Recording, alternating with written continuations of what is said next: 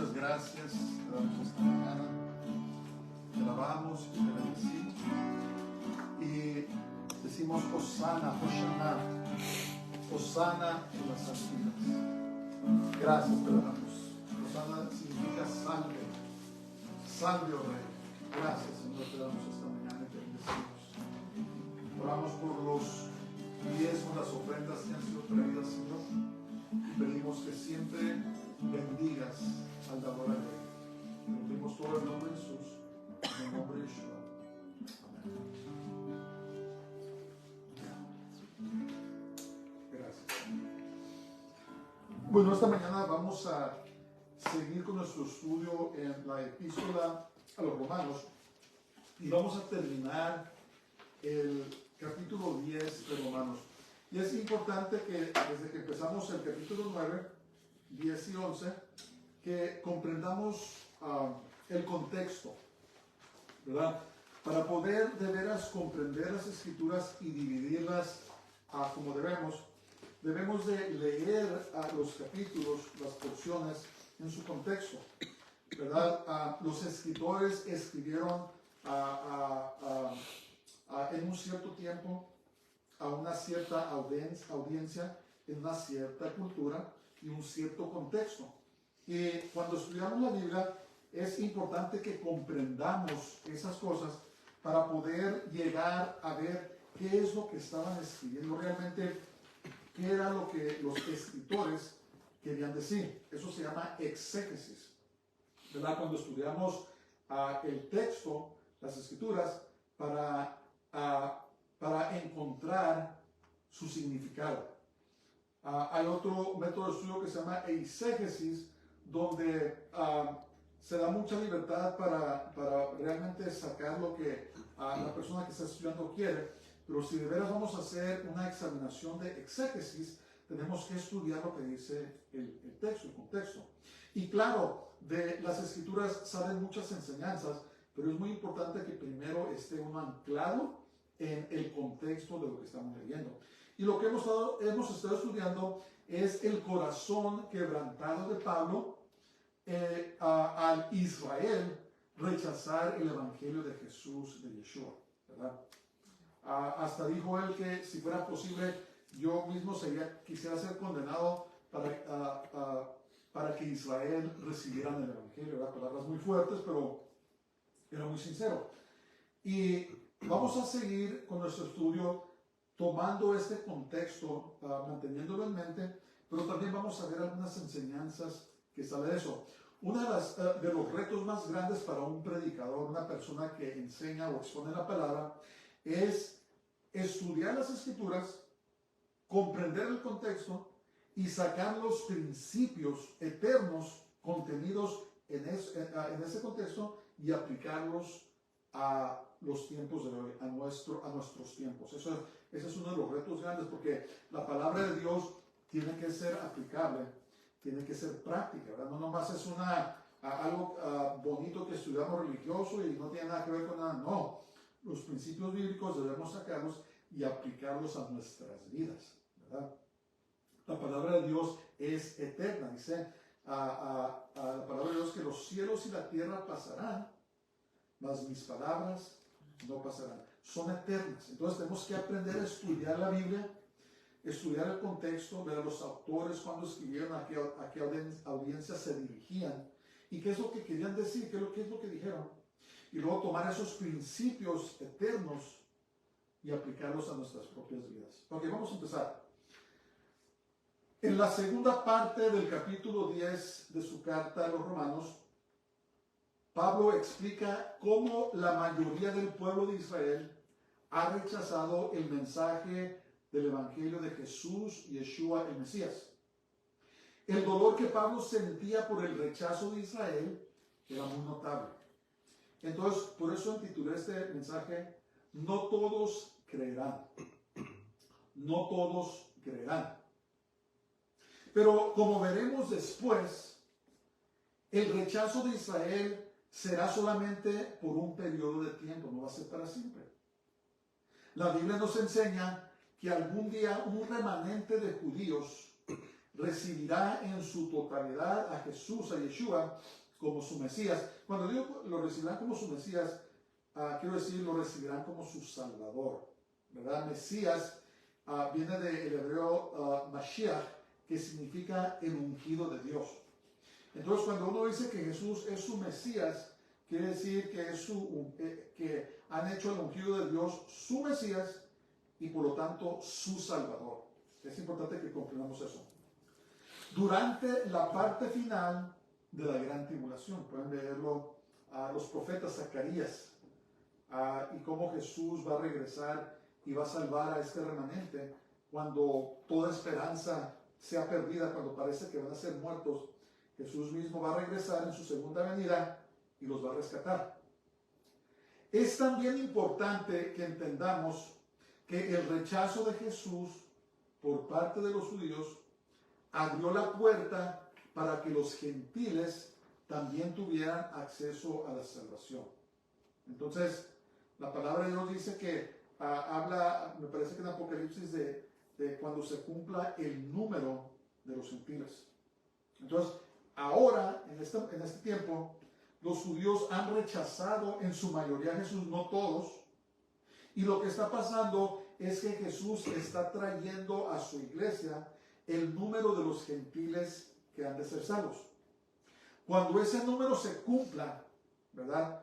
Y nadie sabe, ningún humano sabe, solamente Dios, entonces se va a terminar el tiempo de los gentiles, va a suceder el rapto de la iglesia y va a comenzar la última semana de Daniel, la semana número 70, que son 7 años, conocidos también como la gran tribulación o la tribulación. Y durante ese periodo de 7 años, Dios va a tratar ahora muy directamente con Israel, y al final de esos 7 años, un remanente va a quedar que se van a convertir a Jesús, a Yeshua, lo van a recibir, van a reconocerlo, y Jesús va a regresar y los va a salvar, va a establecer un reino de 1000 años aquí en la tierra, y va a reinar desde Jerusalén, desde Israel, a todo el mundo, ¿verdad? Eso está en un tiempo futuro. Pero entonces, ahora mismo, ahorita estamos en el tiempo de los gentiles, ¿verdad? Los gentiles siguen siendo salvos junto con judíos, ¿verdad? Pero cuando se cumpla ese número de gentiles, entonces se va a cerrar ese capítulo. Jesús va a venir por su esposa, se la va a llevar y va a derramar su ira sobre un mundo, sobre la tierra que lo ha rechazado. Ok, vamos a comenzar. Romanos capítulo 10, versos 14 y 15 dice: ¿cómo pues invocarán a aquel en el cual no han creído? ¿Y cómo creerán en aquel a quien no han oído? ¿Y cómo oirán sin haber quien les predique? ¿Y cómo predicarán si no fueren enviados?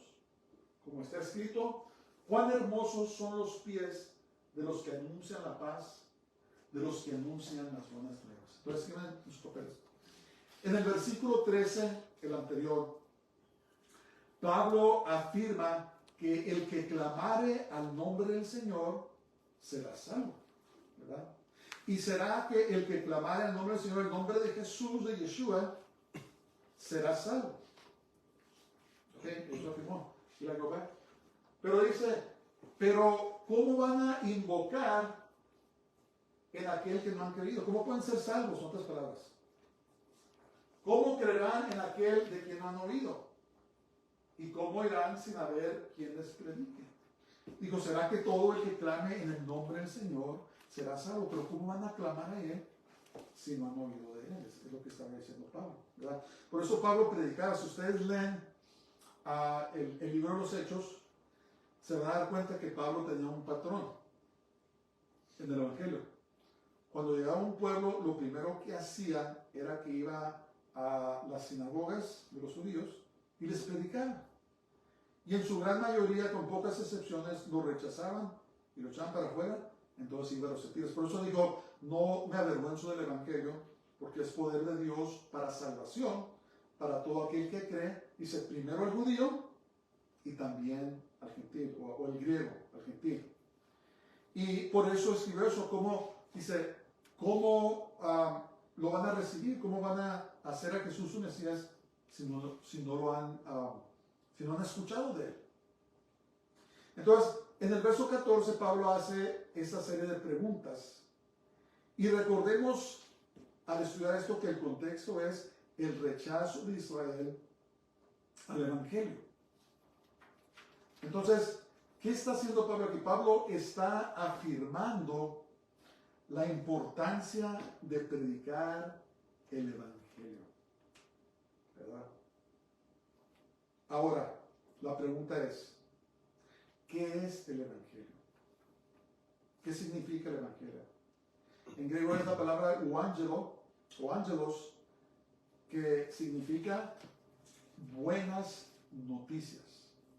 Eso es lo que quiere decir la palabra evangelio, traducido del griego euangelo, o ángelos, significa buenas noticias. Entonces, el Evangelio de Jesús se puede resumir en 1 Corintios, capítulo 14, versos 3 y 4. ¿Qué dice? Dice, porque primeramente os he enseñado lo que asimismo recibí, que Cristo murió por nuestros pecados, conforme a las Escrituras, y que fue sepultado y que resucitó al tercer día, conforme a las Escrituras. Se puede resumir el Evangelio en eso. ¿Qué? Que Jesús murió por nuestros pecados, fue sepultado y resucitó. Ese es el Evangelio. Ahora, de la manera que compartamos con las personas, ¿verdad? Dios a veces nos usa de diferentes maneras, a veces como Jesús contaba historias, o contaba, ¿cómo los llaman? Parábolas. Esos tres elementos tienen que estar en el Evangelio. Decirle, Jesús murió por tus pecados, fue sepultado, pero al tercer día resucitó, como dicen las Escrituras. Es muy sencillo, ¿verdad? Es muy sencillo. Y lo que debemos comprender es que la mayoría de las personas lo van a rechazar. Entonces vamos a ver las 4 preguntas que hizo Pablo. Dice, ¿cómo pues invocarán a aquel en el cual no han creído? ¿Y cómo creerán en aquel de quien no han oído? ¿Y cómo oirán sin haber quien les predique? ¿Y cómo predicarán si no fueron enviados? Muy importante, ¿verdad? Muy importante. A veces Jesús escoge revelarse a sí mismo a las personas. Hemos oído y hemos visto testimonios como personas en Irán, donde Jesús se les está apareciendo en sueños, en visiones, y son milagrosamente salvos. Muchos de ellos se convirtieron, se salieron de Irán, ahora son pastores, reciben al Señor. Pero en la gran mayoría de los casos, y yo pienso que eso es porque esos son países musulmanes. Predicar el Evangelio en Irán, en Arabia Saudita, en Omán, en los Emiratos Árabes, en todos esos lugares, es correr peligro su vida, ¿verdad? En Irak. Entonces el Señor a veces escoge en su soberanía revelarse a las personas y son convertidos. Pero en la mayoría de los casos, escuchen esto, todos nosotros los creyentes hemos sido llamados a predicar el Evangelio. Todos. Todos hemos sido llamados a predicar. ¿Qué quiere decir predicar? Hablar, ¿verdad? Proferir, ¿qué? El Evangelio. Que Jesús murió, fue sepultado y resucitó al tercer día. Murió por nuestros pecados, fue sepultado y resucitó, ¿verdad? Venció la muerte. Es muy importante. Es bueno estudiar esos 3 conceptos porque son sencillos, pero son muy profundos a la vez. ¿Verdad? Jesús murió por nuestros pecados. ¿Qué pecados?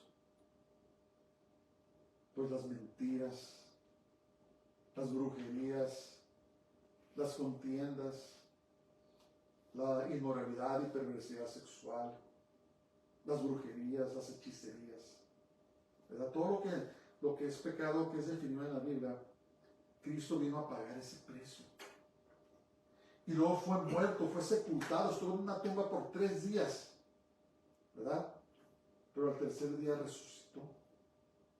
¿Y por qué resucitó? Implica muchas cosas. Número uno, que Él pagó el precio por nuestros pecados, derrotó al enemigo, y ahora todo el que pone su confianza en Él, sus pecados son perdonados. Venció la muerte. Y ahora, como Él venció la muerte, algún día nosotros también tendremos vida eterna, ¿verdad?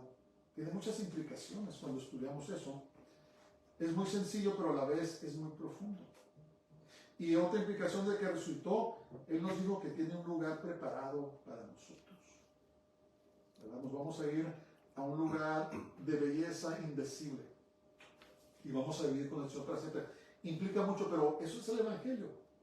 Resumido, Jesús murió por nuestros pecados, fue sepultado y resucitó al tercer día. ¿Cómo qué? Como dicen las Escrituras, como dice la palabra de Dios. No tratemos de ayudar a la palabra de Dios. Prediquemos el Evangelio como es, ¿verdad? Y ahorita vamos a ver el resultado de eso.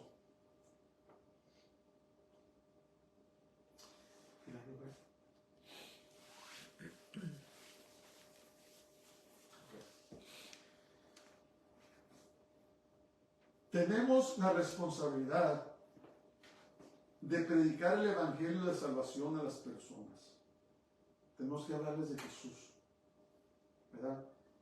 Algunos lo van a recibir, la mayoría lo van a rechazar, pero tenemos esa responsabilidad. ¿Por qué? Porque ¿cómo van a creer en alguien en quien no han oído? ¿Cómo van a poner su fe en alguien a quien no se le ha presentado? Y muchas veces lo que pasa es que sembramos una semilla, ¿verdad? A veces queremos que predicamos y que todo el mundo se convierta, pero a veces a lo mejor Dios se está usando para que siembres una semillita, ¿verdad? Y esa semilla en el corazón comienza a crecer y algún día, a su tiempo, la persona recibe a Jesús. Oh, se me acuerdo cuando me hablaba, me acordé, porque a veces las personas tienen que llegar a un lugar de quebrantamiento. Cuando todo va bien y hay mucho orgullo y mucha carnalidad, las personas dicen, no necesito eso yo, ¿verdad? El cristianismo o el evangelio no es nada más que una excusa para no vivir como debemos, ¿verdad? Es como, es como una muleta, ¿verdad? Para recargarse. Yo no necesito de eso, yo soy autosuficiente, yo gano mucho dinero, yo hago esto, lo otro, soy muy conocido, no necesito. Pero un día tal vez esa persona llegue a un lugar de quebrantamiento, ¿verdad? Donde todo lo que confiaba, su dinero, su trabajo, su conocimiento, de repente se derrumba y se encuentra en un lugar bajo, ¿verdad? Muchas veces Dios usa esas situaciones y dice, ¿sabes qué? Yo me recuerdo que esta persona me hablaba sobre Jesús y cómo murió por mis pecados, cómo fue sepultado y cómo resucitó. Y el que ponga su confianza en Él, el que clamara en el nombre del Señor será salvo. Yo necesito esa salvación. Llega el momento en que las personas reconocen, ¿sabes qué? No puedo salvarme a mí mismo. No puedo llegar yo solo. Y reciben a Jesús. Por eso es importante sembrar esa semilla, aunque tal vez no lo veas tú, pero algún día Dios te va a premiar, te va a decir, mira, esa persona que le hablaste, ahora está aquí por causa tuya. Porque sembraste esa semilla en su corazón. Y no tiene que ser un mensaje complicado. A veces la gente complica las cosas. Pero sí, pedir sabiduría, Señor, ¿cómo le llego a esta persona? Pero asegurarte que incluyas estas 3 cosas. Que Jesús murió por nuestros pecados, fue sepultado y resucitó al tercer día, como dicen las Escrituras, ¿verdad? Es poderoso. Pablo dijo, no me avergüenzo del Evangelio porque es poder, ¿verdad? Poder de Dios para salvación. A todo aquel que cree, primeramente al judío y también al griego o al gentil. Entonces, la predicación del Evangelio es de gran agrado a Dios y trae su bendición y su poder. ¿Quieres ver el poder de Dios? Háblales a la gente del Señor, evangelízalos. Dice Mateo 16, versos 17 al 18, dice, y les dijo, esta es la comisión para todos los creyentes, ¿verdad? Esta es nuestra responsabilidad. Ir por todo el mundo y predicar el evangelio a toda criatura. El que creyere y fuere bautizado será salvo, mas el que no creyere será condenado. Entonces, todos nosotros tenemos la responsabilidad de predicar el evangelio.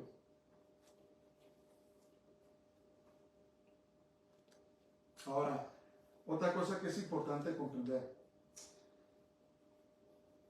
Mientras todos somos llamados a predicar el evangelio, no todos tenemos el llamado de los oficios mencionados en Efesios, ¿verdad?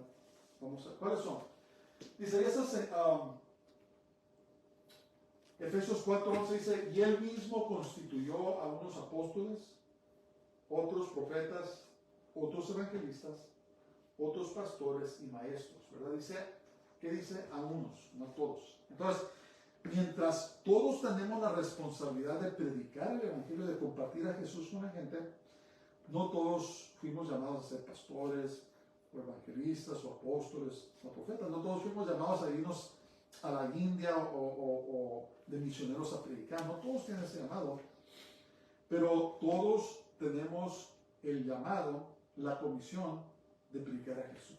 La manera que lo hagas en tu trabajo, en tu casa, tal vez tengas estudios, en la escuela, donde quiera que estés, todos podemos compartir a Jesús, ¿verdad? Y como les digo, es algo sencillo, no es nada complicado, pero debemos de tener fe en el poder del Evangelio, de las buenas noticias, de que cuando predicamos, el Espíritu Santo nos respalda. El Espíritu Santo le dice a la persona a quien le estás hablando de Jesús, ¿sabes qué? Lo que te está diciendo él o ella es cierto, ¿verdad? Y no debemos, nosotros no convertimos a nadie, ¿verdad? A veces la gente quiere convertir a la gente a fuerzas, ¿verdad? Hay religiones que convierten a la gente a fuerzas. Los matan si no se convierten. Pero ¿sabes qué? Esa no es una conversión genuina. Una conversión genuina es cuando alguien responde a la voz de Dios voluntariamente y le entrega su corazón. Entonces, nuestro trabajo es sembrar. Pablo dijo, unos siembran, otros riegan, pero Dios es el que causa o trae el crecimiento. Entonces, nuestra responsabilidad es sembrar la semilla y dejar que Dios haga su obra. Pero eso te va a quitar mucho estrés de encima, porque nosotros no podemos convertir a nadie. No podemos convertir a una cucaracha, ¿verdad? No podemos convertir a nadie. Pero Dios no nos llamó a convertir a la gente. Nos llamó a predicar, a compartir las buenas noticias con otros y dejar que Dios haga la obra, ¿verdad? Como Dios escoge hacerlo. Él hace la obra. Y si Dios llama, ¿verdad? Tiene oficios, llama a apóstoles, ¿verdad? Los apóstoles son los que establecen. Muchas veces ahora los conocemos como obispos, pero los que tienen el llamado del apostolado, ellos establecen. El profeta declara las cosas que Dios le dice, ¿verdad? Declara ¿cómo lo llaman? O hace las declaraciones que escucha de Dios, ¿verdad? No siempre es decir lo que va a pasar en el futuro, a veces es una situación personal que Dios le revela, pero el profeta declara lo que Dios le dice que haga.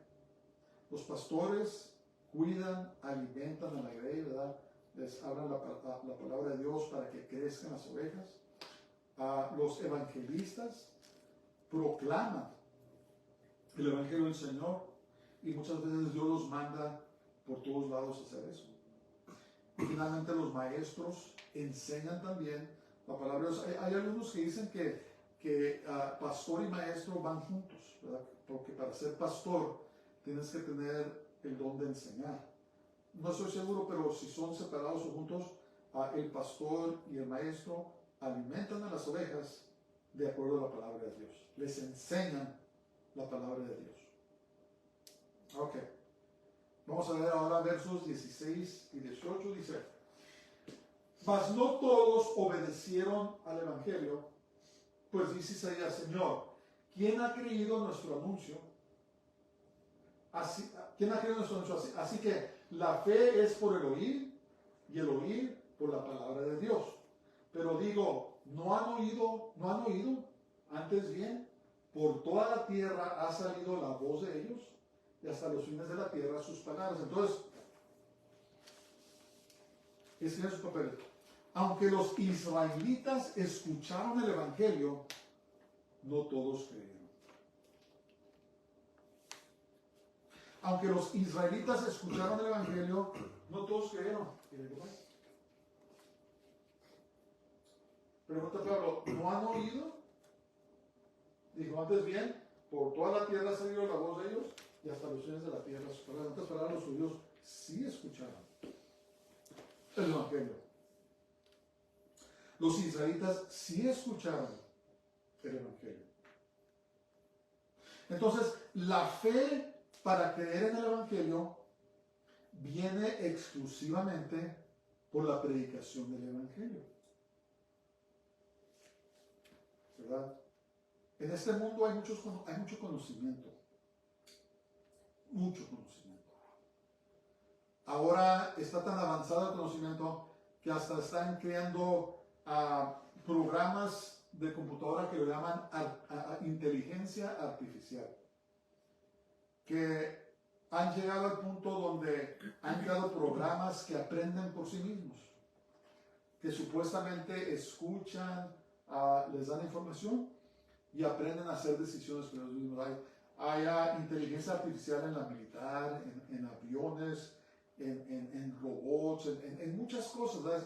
Están metiendo esta supuesta inteligencia artificial, ¿verdad? A mí personalmente me asusta, pero supuestamente esta tecnología, estas máquinas ahora pueden hacer decisiones por ellos mismos, aprenden, que supuestamente ya son más inteligentes que los humanos.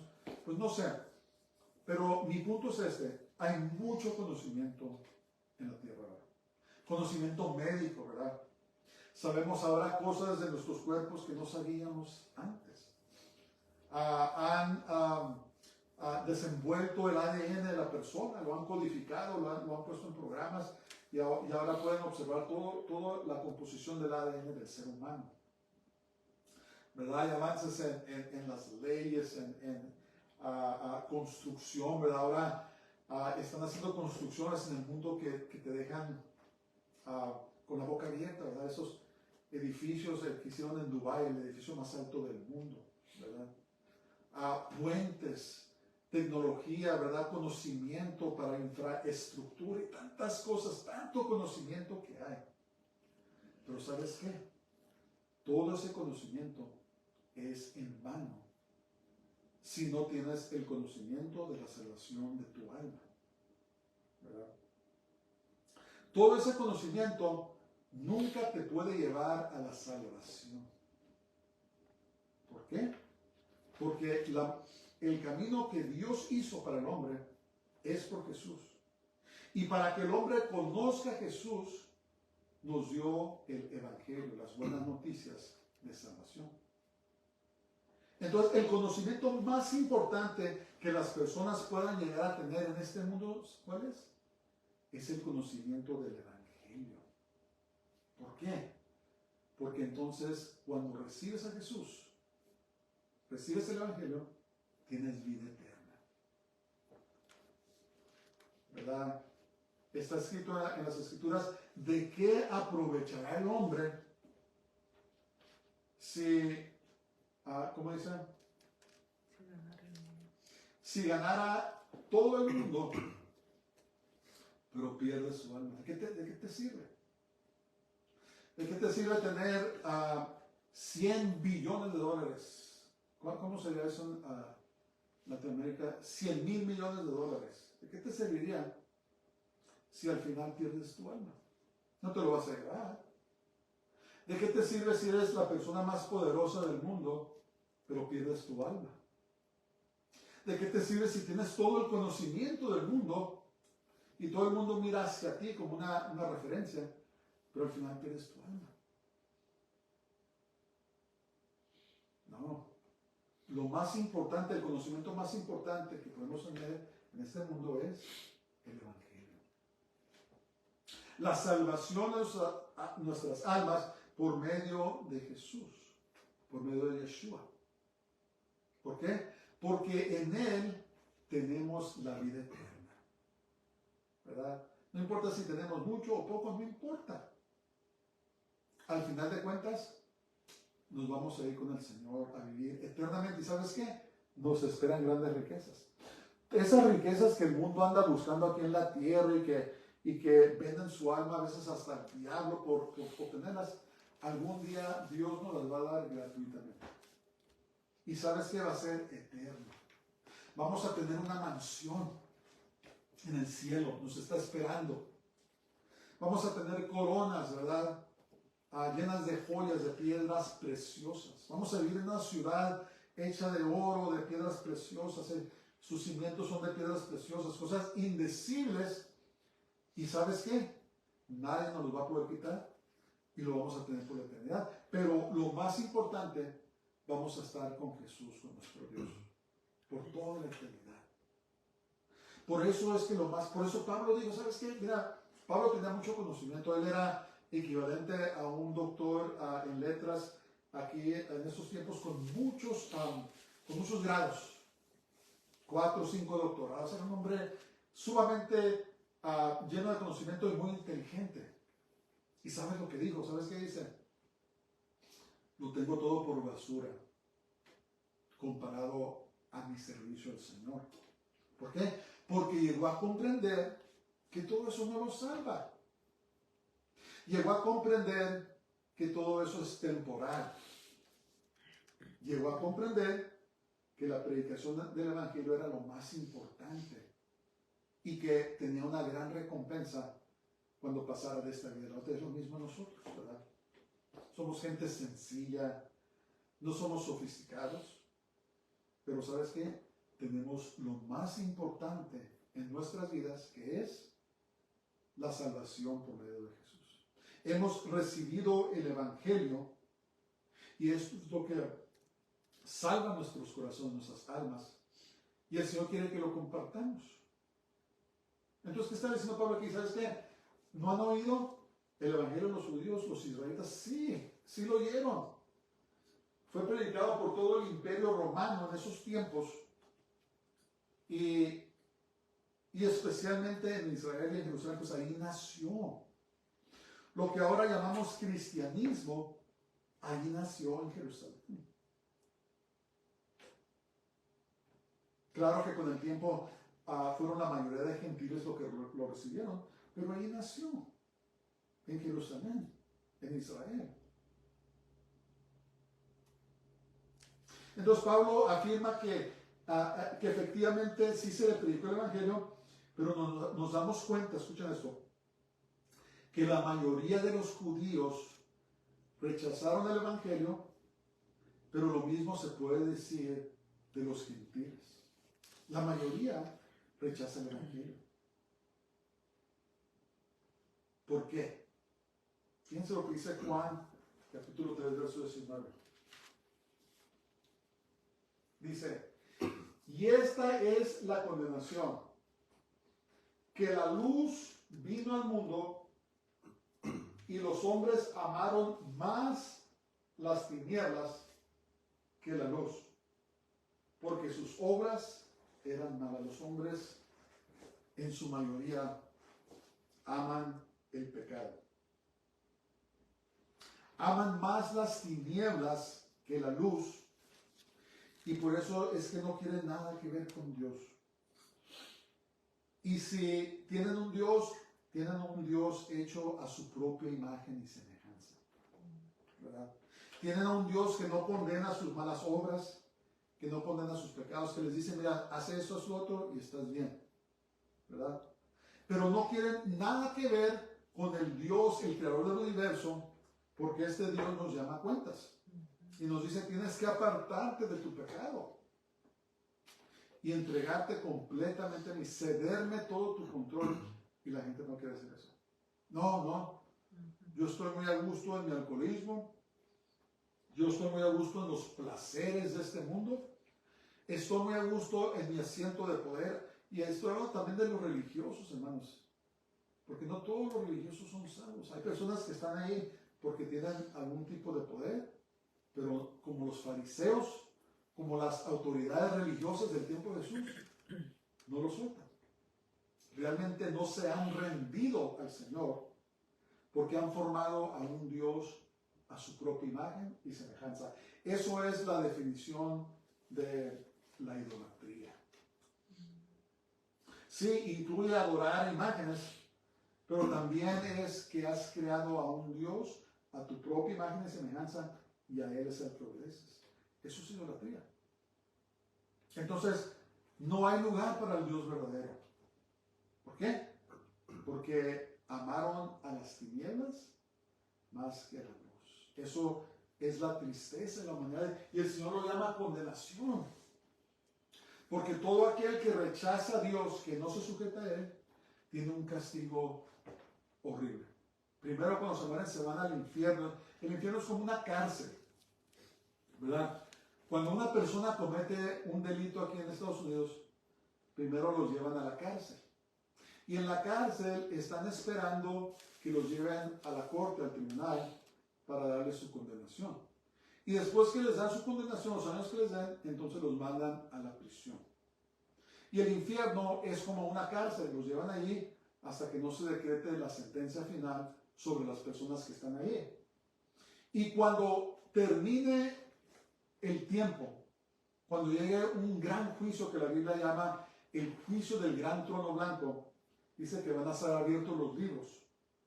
Y las personas que no sean halladas inscritos en el libro de la vida, dice que van a ser lanzadas al lago de fuego, junto con Satanás. Esa es la prisión, pero es una prisión eterna. Entonces, eso es lo que les espera a las personas que rechazan el Evangelio, que rechazan a Dios. ¿Verdad? Es lo que quiere decir, y esta es la condenación. ¿Por qué? Porque rechazaron a la luz, pero amaron más a las tinieblas. Que no seamos hallados entre esos, mis hermanos. Y entonces la mayoría de los judíos, la mayoría de los gentiles rechazan a Jesús, no quieren nada que ver con Él. No quieren convertirse en sus pecados, no quieren servirlo a Él. Prefieren las riquezas y los placeres de esta vida, que se van a acabar. Se van a acabar. Vamos a seguir.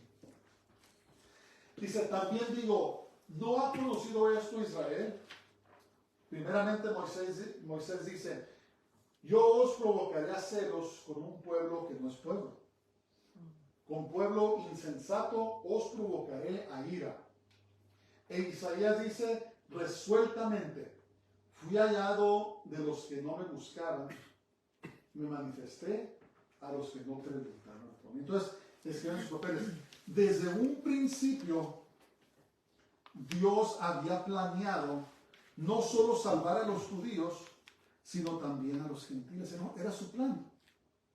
¿Verdad? Pablo habla de las riquezas de la sabiduría de Dios. ¿Verdad? Pablo se quedaba con la boca abierta. ¡Wow! Dios burló a Satanás y a sus huestes. Cuando lo mataron a Jesús, dijo, vámonos a una fiesta, ¿verdad? Vámonos a celebrar. Hemos derrotado a nuestro enemigo, he ganado yo, y ahora yo voy a ser Dios. ¿Y qué pasó? Para su horror, al tercer día que resucita Jesús, ¿verdad? Y ahora ofrece salvación a no solamente a los judíos, sino a los gentiles, ¿verdad? Y ese era su plan, ¿verdad? Su plan siempre fue salvar a todos, porque Él ama a su creación. Dios ama a su creación. Y siempre en sus planes eternos, Él sabía que también los gentiles iban a ser salvos. Pero, ¿qué pasó? Tenía que escoger a alguien. Y escogió a Israel. ¿Verdad? Muchos los odian simplemente porque son el pueblo judío, pero Dios los escogió. Pero no nomás para salvarlos a ellos, sino que por medio de ellos, por medio de Jesús, Yeshua, el judío, fuera salvo todo el mundo. Así saben que Jesús es judío, ¿verdad? Muchas veces, muchas personas piensan que Jesús es el presidente de su denominación. Pero Jesús es judío. Y cuando Él regrese, no va a reinar en Nueva York, no va a reinar de París, no va a reinar de las grandes ciudades, va a reinar de Jerusalén, de Israel. Por eso debemos amar lo que Él ama. Debemos amar a los judíos. Hermanos, no nos, ¿cómo se diría? No nos involucremos en este mover que se está levantando en contra de los judíos, ¿verdad? Este odio de ese principado del Islam, que odian a los judíos, que están diciendo que los hubieran matado, que Hitler los hubiera matado completamente, que están contentos porque los Hamas violó a las mujeres, les cortó las cabezas a los bebés, los quemaron vivos, están contentos porque hicieron eso. Hermanos, ese es un odio satánico. Tenemos que amar lo que Dios ama, ¿verdad? Israel dice que es la niña de su ojo. Y tenemos que amarlo. Y no nos encontremos en el lado equivocado de Dios, estando de acuerdo con estas personas que siguen esa religión violenta que se llama Islam, y que nos levantemos en contra de su pueblo de Israel. Ellos siguen siendo el pueblo escogido. Dios le dijo a Abraham en el capítulo 12 de Génesis, verso 3, dijo: bendeciré al que te bendice, pero maldeciré al que te maldice. ¿Qué está pasando? Toda esta gente que se levanta y está al lado del enemigo queriendo destruir a los judíos, están incurriendo en maldición. Y yo te aconsejo que no hagas eso, que bendigas, que obedezcas la palabra de Dios en el Salmo 122 que dice: pedir, orar por la paz de Jerusalén. Dios no ha terminado con Israel. La semana que entra vamos a ver eso. Dios tiene un plan para Israel muy grande y lo sigue amando. Por eso, si te fijas, estudia la historia de Israel. Desde 1948, cuando Abba Eban, el primer ministro de Israel, declaró el Estado de Israel, se le echaron encima a todos los países árabes. No tenían armas, tenían muy pocos soldados, tenían muy pocas armas, tenían un solo avión. ¿Y sabes qué? Ganaron la guerra. En el 55-56 volvieron a ser atacados.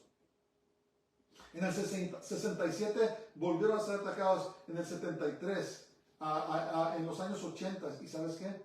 Cada vez que los atacan, Israel no solamente los derrota, sino que cobra más territorio. ¿Por qué? Porque Dios está con ellos. Es el pueblo escogido de Israel. Y la palabra de Dios dice que cuando los volviera a regresar a su tierra, dice: nadie te va a echar fuera de hoy en adelante. Entonces, todos los que quieren la destrucción de Israel y tantas cosas, están dando voces en contra de una aguja, algo puntiagudo. ¿Por qué? Porque están en contra de Dios. Y todos van a ser frustrados, y si no se vuelven, si no se arrepienten, van a ser destruidos, porque no están viniendo solamente en contra de Israel, están viniendo en contra del Dios de Israel. Hay muchos testimonios de cómo Dios los está salvando, lo que está pasando. Aún en esta guerra están saliendo testimonios de cómo Dios ha intervenido en esta guerra. Estaba un soldado dando un testimonio que dice que llegaron a un edificio ahí en Gaza y que entraron, y el oficial de ellos y otro soldado se bajaron a lo que parecía un túnel. Y cuando estaban esperándolos, de repente se les apareció un rabino. Y les dijo: ustedes tienen que salir de este edificio inmediatamente. Y le decían: no, dice, nosotros estamos aquí porque fuimos ordenados, tenemos una misión, tenemos que obedecer. ¿Y tú qué estás haciendo aquí? Y él les decía, no, por favor, escúchenme, tienen que salir de aquí inmediatamente. Y los soldados le dijeron, mira, con toda pena y todo, rabino, pero te vamos a tener que sacar porque tenemos una misión. Y dice que cuando trataron de prenderlo, dice que su mano le traspasó. Y se asustaron, ¿verdad? Se hicieron para atrás, se asustaron. Y en eso iba subiendo su comandante con otro soldado y miró al rabino que estaba allí y dijo, dice, ¿qué está pasando? ¿Por qué está este hombre aquí? Y le dijo, rabino, ¿sabes qué? Discúlpame, pero te vamos a tener que sacar. Y cuando fue a sacarlo, dice que traspasó al rabino. Y les dijo, finalmente les dijo, por favor, escúchenme, tienen que salir. Y en eso el comandante les dio la orden y salieron todos. Y unos minutos después de que salieron de ese edificio, el edificio explotó, se derrumbó. ¿Qué era eso? Era un ángel del Señor, ¿verdad? El ángel del Señor, Dios está mandando a sus ángeles para darle la victoria a Israel. ¿Por qué? Porque Dios tiene un plan para Israel.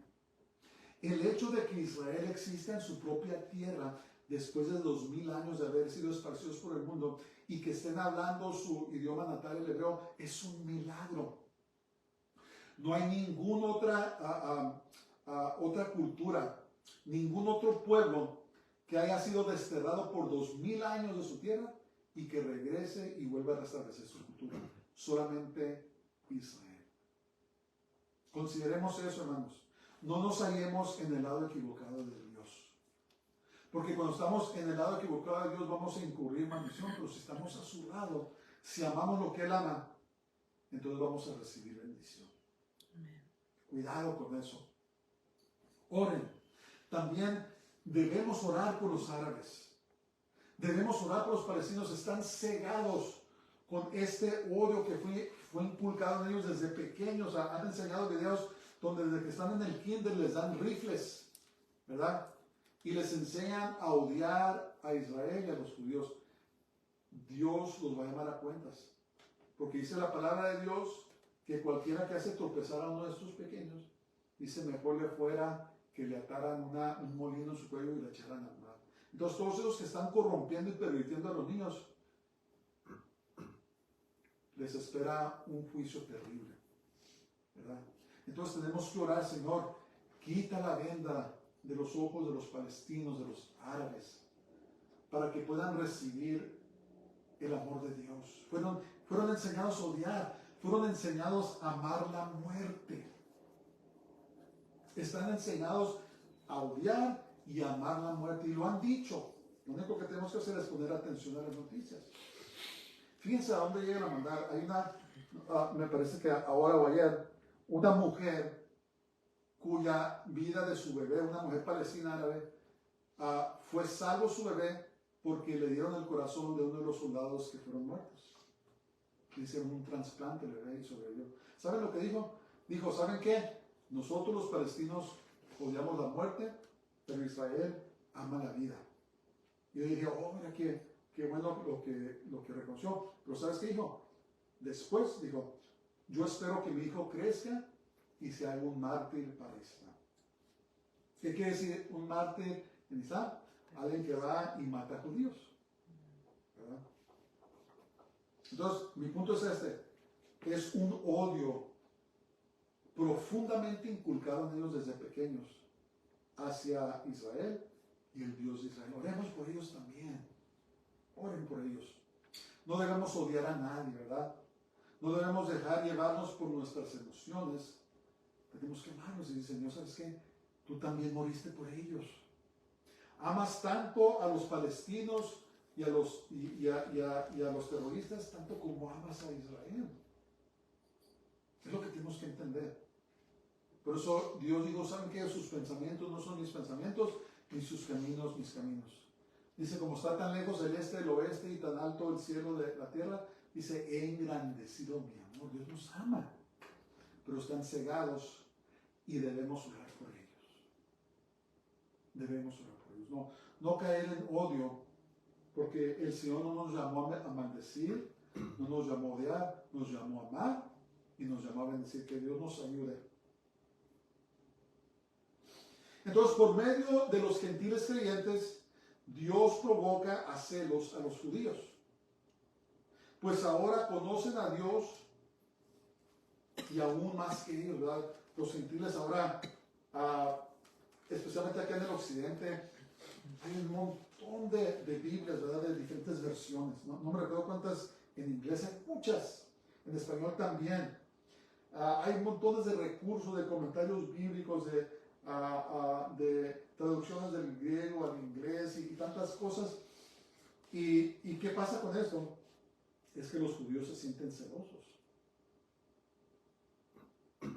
Y eso es precisamente lo que Dios quiere. Se quiere que sientan tanto celos. ¿Y cómo es posible que los gentiles, estos incircuncisos, conozcan más del Dios de nuestra Biblia? ¿Verdad? Pero hay un propósito, que se sientan tan celosos para que ellos también vengan a un conocimiento salvífico de Jesús, para que se salven. Ese es el propósito. Dios en su amor extendió su gracia sobre los pueblos gentiles que no le buscaban. Entonces, es lo que te digo, miren, con respecto a la salvación, toda la gloria es de Dios. Escribió, la Biblia dice, no hay ni un justo, ni siquiera uno, si no hay quien me busque, decía el Señor. Entonces nadie se puede jactar. Todo ha sido un plan de Dios. Juan 3:16, porque de tal manera amó Dios al mundo que dio a su Hijo unigénito para que todo aquel que en él cree no se pierda, mas tenga vida eterna. Todo lo hizo Dios. Dios tomó la iniciativa. No se pueden jactar ni los judíos ni los gentiles. Todo lo hizo Dios. Toda la gloria es para Él. Entonces, cuando Él escogió a Israel y mandó al Mesías, a Jesús, Él ya tenía en su mente, ¿sabes qué? Nadie sabe, pero también voy a salvar a los gentiles. El amor de Dios. El amor de Dios. Finalmente, el verso 21 dice, pero acerca de Israel, dice, todo el día extendí mis manos a un pueblo rebelde y contradictorio. Entonces hay una razón por qué Israel rechazó a Jesús. Escriban sus papeles.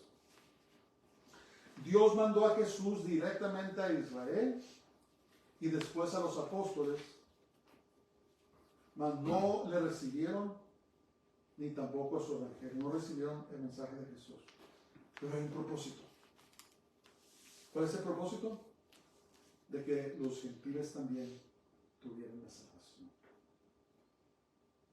Aún hoy en día, los judíos ortodoxos han escrito libros enteros, ¿verdad? Hablamos de eso de la Mishnah, el Talmud, que contradicen y rechazan a Jesús como su Mesías y Salvador. Escriben un montón de comentarios y les dicen a los judíos, no lean la Biblia ustedes, estudien los comentarios, el Talmud y la Mishnah, ¿verdad?